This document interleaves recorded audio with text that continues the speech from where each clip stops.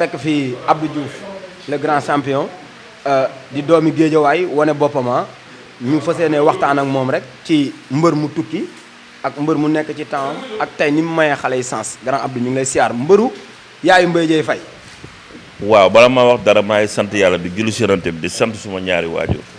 waa di sant sëñ Afia moom mi waral ñu teew fii tey di nuyu suma yaay ji muy yaayu Mbaye Dieye Faye kooku bi ñu jàppanteeg ba léegi Thierno Ndiaye ma boole moom mën na 25 ans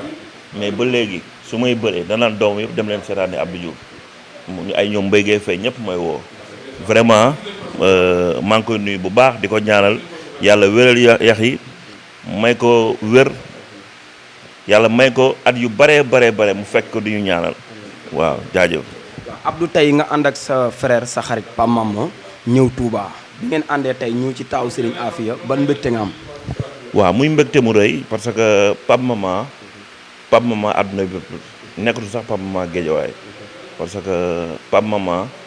nekk na koo xam te ne ñun lu ñu déplacé yombul ñun macha allah ñu ngi sant yàlla xam nga li ñu xam nga suñuy soxla yëpp defe naa ni Pape Mama mënu ko gérer ñun ñoo koy réglé suñu bopp. mais bu ñu déplacé saa kees déplacé lees déplacé yeneen ñoo xam ni ñëwaguñ ñu ngi ci yoon bi kon vraiment ñi nga wax ni Pape Mama nañ ko bàyyi ak yàlla parce que xale la te defe naa ne li mu am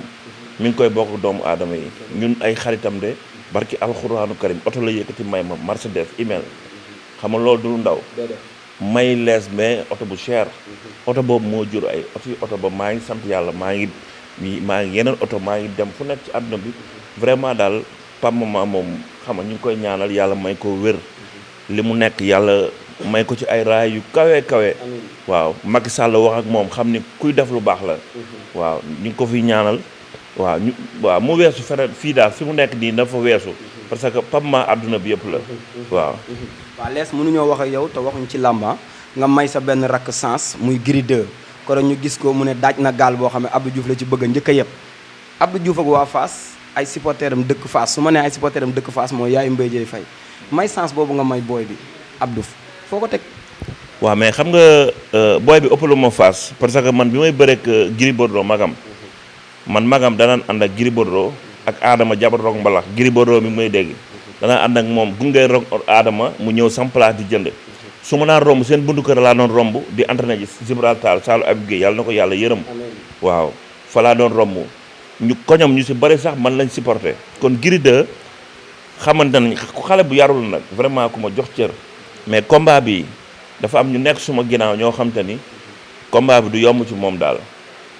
waaw. moom nee na gaal gi yaa ci njëkk a dugg. non ñoom du wax loolu parce que Fass dama fa daan Gris Bordeaux daan fa Ousa Sow ñaari yoon ay magam lañ daan fa Ablaye Gueye daan mujjee fa daan Birichili daan fa ñabali 6 adversaires dama leen fa daan xam nga moom daaw lañ bëggoon tëgg sama combat yàlla def mu daw avance bi ci lañ ma jox Forza ma perte repère toog 4 ans bëriwul Forza daan ma loolu moo ko tax moom it mu bëre daanu làmb boole waat ñu loolu tax mu jël ma mais nag làmb ji naa ko xamal ne ko du yomb waaw dina métti ci moom lool. Badou day am ay poobar ak saamukaan. non dina saf parce que su may doom ndey ñu mel ni les deux duñ ma ci bàyyi xam nga saa kees duñ ma ci bàyyi les mi chaque jour day barki alxuraanu karim moo may soññ waaw chaque jour ñooy ànd di entraîner muy métti xamal ne làmb ji ñun ñoo la ko gën a bëgg doo ñu fontoo chaque jour loolu la may wax. doomu père Daouda Fall ji. waaw moom it champion la nañ ko wax ci moom ama neex miy wax di kii na ko jël mu defal ko bagage comprendre nga. booy bi nekk Thiès booy bi nekk Thiès Modou Anta ñoom ñëpp combat la ak les deux waaw ñun ñu ngi suñu coin di entraîner waaw Pape Mama nekk suñu ginnaaw waaw ak waa Géejawaay yëpp waaw du yomb daal waaw. mais lees tey yow xaw naa lees Abdou gars yi dañoo wax naan Abdou Diouf loxo ya. Abdou ndax maanaam ñaf boobu mu ngi ci ba tey. waaye dama ni ndox du bàyyi yoonam xam nga gëj a bëre bi rek ak perte repère ne mais danga may laaj saa kees ñam naa ko ci safaru Balla Gaye bi ñam na ma laaj ko la këyu Abdou Diouf. waaw du ñamante ngeen. ñam na ma dama bëgg après nga laaj ko résultat bi lu mu mujjee. kon Gris 2 daal na xool ci Sa Thiès wala mu ut numéro am laaj ko lu mu ñam. te gis nga di mu toll. waaw macha allah. kon Gris du ma ko may dara. Gris 2 du ma ko may dara. kon Abdou ñu ngi lay jaajëfal. jaajëf wa salaam suba nag la ñuy eggali sunu affaire.